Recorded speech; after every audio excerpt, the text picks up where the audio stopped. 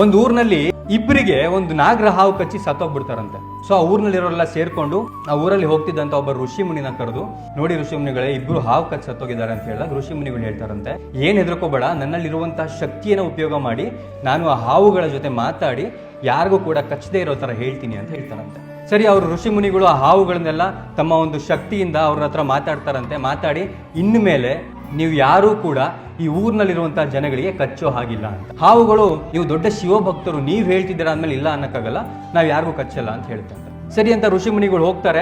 ಒಂದ್ 2 ತಿಂಗಳಾದ್ಮೇಲೆ ಅವರು ಆ ಊರಿಂದ ಹೋಗ್ತಿರ್ಬೇಕಾದ್ರೆ ಆ ಊರಲ್ಲಿರುವಂತ ಮಕ್ಕಳೆಲ್ಲ ಹಾವನ್ನ ತಮ್ಮ ಕೈಯಲ್ಲಿ ಇಟ್ಕೊಂಡು ಆಟ ಆಡ್ಕೊಂತ ಓಡಾಡ್ತಿರ್ತಾರಂತೆ. ಎಷ್ಟೋ ಜನ ಹಾವಿ ಜೊತೆ ಚೆಲ್ಲಾಟ ಆಡ್ತಿರ್ತಾರಂತೆ. ಒಂದಷ್ಟು ಹಾವು ಗಾಯ ಆಗಿ ಬಿದ್ದಿರುತ್ತಂತೆ. ಅವಾಗ ಹಾವು ಹತ್ರ ಹೋಗಿ ಕೇಳ್ತಾರಂತೆ, ಯಾಕೆ ನಿಮ್ ಪರಿಸ್ಥಿತಿ ಹೀಗಾಗಿದೆ ಅಂತ.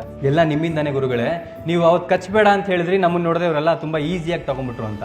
ಅವಾಗ ಗುರುಗಳು ಹೇಳ್ತಾರಂತೆ, ನಾನು ಕಚ್ಚಬೇಡ್ರಿ ಅಂತ ಹೇಳಿದೆ, ಬುಸ್ಕುಡ್ಬೇಡಿ ಅಂತ ಹೇಳಿಲ್ಲ ಅಂತ.